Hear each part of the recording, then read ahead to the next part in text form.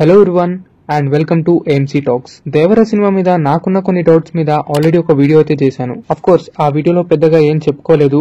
అయితే దేవర సినిమాలో మనకి ఎన్నో డౌట్స్ రైజ్ అవుతూ ఉంటాయి. ప్రకాష్ రాజ్ స్టోరీ టెల్లింగ్ లో కూడా చాలా ఇన్కంప్లీట్ అనిపిస్తూ ఉంటుంది. చాలా మంది ఎన్నో పాయింట్స్ రైజ్ చేస్తూ సోషల్ మీడియా అంతా ఒక హవాలో ఊపేస్తున్నారు. ఇదే దేవర సినిమా మీద నేను మీతో కొన్ని విషయాలు షేర్ చేసుకోబోతున్నాను. అందులోనూ ముఖ్యంగా దేవర నిజంగా చనిపోయాడా లేదా అనేదే మనం వివరించుకోబోతున్నాం.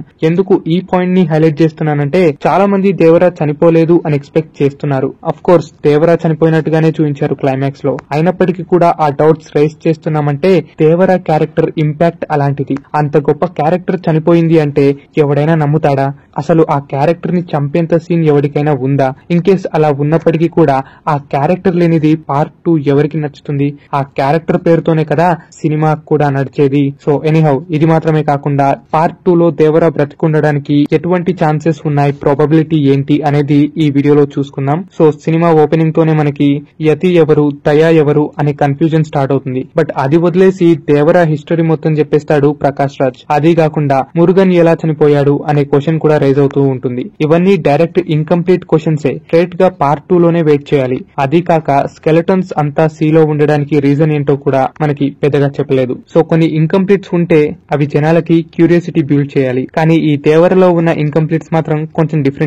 ఎందుకని పార్ట్ 1 లోనే చూస్తే బాగుండేది కదా అని అనిపించింది. బట్ డైరెక్టర్ ఏమనుకుంటున్నాడో మనకు తెలియదు కాబట్టి అది పక్కన పెడదాం. అయితే మనకి సినిమాలో ఎంతసేపు దేవర ఒక బైరా ఫ్రెండ్ గాను, బైరాతో జరిగిన ఓ కుస్తీ గాను, ఆయుధ పూజ గాను, ఆ తర్వాత దేవర మారిపోవటం, తాను జనాల కోసం ఆలోచించటం, కంటైనర్ దొంగతనాలు ఆపటం, పూర్తిగా మంచిగా మారిపోవటం, విలన్స్ ని అడ్డుకోవటం, ఏదో మంచి చేయాలి అని ఆలోచించటం, ఇక్కడ దాకానే మనకి దేవర గురించి తెలుసు. దానికంటే ముందు దేవర ఏం చేశాడు, దేవర చైల్డ్హుడ్ ఏంటి అనేది ఏమాత్రం మనకి తెలియదు. అంటే దేవర యొక్క ఎమోషన్స్ చైల్డ్హుడ్ నుంచే మన కంటికి చూపించలేదు. బట్ స్టిల్ మనం ఆ క్యారెక్టర్ కి అత్తుకుపోయాంలేండి. అయినా సరే చూపించాల్సింది ఉంది అని నేను అనుకుంటున్నాను. ఎందుకంటే ఒక సీన్ లో దేవర తన తాత ముత్తాతల చరిత్రలు చెబుతూ ఉంటాడు. అప్పుడే దేవర కొడుకైన వర ఎందుకని మీ కథ చెప్పలేరు అని అడుగుతుంటాడు. బట్ దేవర మాత్రం మన స్టోరీ అంత వర్త్ కాదు అని అంటాడనుకోండి. కానీ ఆ మాటకి వర ఒప్పుకుంటాడా?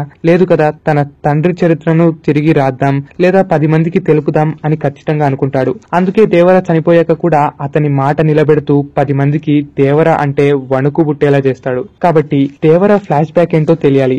ఆ హిస్టరీ అనేది పార్ట్ 2 లో నిలబడాలి. దేవర ఫ్లాష్ బ్యాక్ గనక ఉంటే ఈజీగా మనం పార్ట్ 2 లో కూడా సాటిస్ఫై అవ్వచ్చు. బికాస్ సినిమా మొత్తంలో అదే మోస్ట్ ఇంపాక్ట్ఫుల్ క్యారెక్టర్. అయితే మరి దేవర నిజంగానే బ్రతికే ఉన్నాడా అని అడిగితే దేవర ఫైట్లు చేశాడు. పెద్దగా గాయాలు కూడా అవ్వలేదు.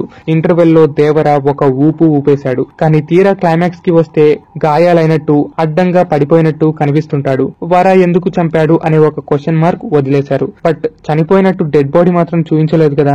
అలాగే సినిమా ఓపెనింగ్ లోనే పోలీస్ ఆఫీసర్స్ ఫస్ట్ బైరా దగ్గరికే వెళ్తారు. అంటే అప్పటికి విలన్ బ్రతికే ఉన్నాడు. పెద్దగా వర దేవర ఎవరు అతడిని ఏం చేయలేదు. బట్ ఎనీహౌ ఇవన్నీ సిల్లీ థాట్స్ అనుకోని పక్కన పెట్టుకుందాం. నాకు strong emotion and strong reasoning ఎక్కడ కనిపించిందంటే సెకండ్ హాఫ్ లో దేవర తల్లి దేవర కోసం ఎంతో ఎదురు చూస్తూ ఉంటుంది. బట్ దేవర చనిపోయాడు అనే రూమర్స్ క్రియేట్ అయిన వెంటనే తల్లి ఆందోళన పడుతుంది. అనారోగ్యంతో మంచాన పడుతుంది. అప్పుడే దేవర వచ్చినట్టుగా వరానే దేవర గెటప్ లో కనిపిస్తుంటాడు. బట్ లాజికల్ గా థింక్ చేయండి. ఒక తల్లి తన కొడుకు ఎలా ఉంటాడో గుర్తించలేదా? తన కొడుకు ఎలా కనిపిస్తుందో గుర్తించలేదా? అది పెద్ద విషయం కాదు. ఖచ్చితంగా దేవర వస్తే తప్ప తన తల్లి తృప్తి పడదు. అయితే ఆ సీన్ లో దేవరనే వచ్చాడా అని అనుకుంటే of course Devara getup change చేసినట్టు కనిపిస్తూ ఉంటుంది. బట్ ఈవెన్ అదే జరిగినా సరే అదంత రీజనబుల్ అయితే కాదు. ఎందుకంటే ఒక తల్లి తన కొడుకుని ఈజీగా గుర్తుపట్టగలదు. అలా జరగలేదంటే అదొక సెన్స్లెస్ సీనే అవుతుంది. కాబట్టి ఈ విషయంపై కొరటాల గారు క్లారిటీ ఇస్తూ నిజంగానే దేవర బ్రతికున్నాడా అని చూపిస్తారు అని చిన్న హోప్. అది మాత్రమే కాకుండా ఇంటర్వెల్ లో దేవర చనిపోయినప్పటికీ కూడా అప్పటికి ఎన్నో మర్డర్లు జరిగాయి. ఎర్ర సముద్రం మీద ఎక్కిన వారు ఎందరో కుప్పకూలిపోయారు. అప్పటికి వర వాళ్ళని చంపాడా అనుకుంటే వర అప్పటికి చాలా చిన్నోడు, 12 ఏళ్ల కుర్రాడు. కాబట్టి వరాకి చంపే స్కోప్ కూడా లేదు. సో దేవర బ్రతుకుంటే తప్ప ఇన్ని ఇన్సిడెంట్స్ అయితే జరగవు. అండ్ వీటన్నిటికి మించి సినిమా పేరే దేవర. దేవర లేకుండా దేవర పార్ట్ 2 అసలు ఛాన్సే లేదు కదా. దేవర బ్రతికుంటేనే సినిమా ముందుకు నడుస్తుంది. బట్ కొరటాల శివ గారు ఏం ప్లాన్ చేశారో మనకి తెలియదు కాబట్టి మనం పార్ట్ 2 లోనే చూడాలి. అఫ్ కోర్స్ చాలా మందికి అనిపిస్తూ ఉంటుంది పార్ట్ 2 దాకా ఎందుకయ్యా, పార్ట్ 1 లోనే చూపిస్తే బాగుండు అని.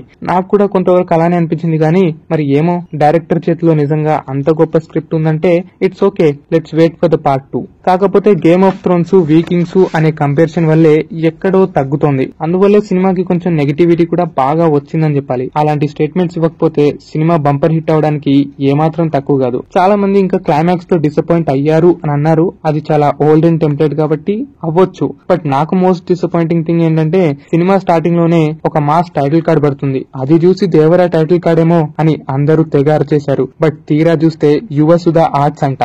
మరి అలా ఉంది సంగతి. సో ఎనీహౌ, నాకు దేవర మీద ఉన్న ఒపీనియన్ అయితే ఇదే. మీకు గనక ఇంకేమైనా ఇంట్రెస్టింగ్ డీటెయిల్స్ కనిపిస్తే కామెంట్ సెక్షన్ లో షేర్ చేసుకోండి. మరో వీడియోతో కలుద్దాం. మీ AMC టాక్స్.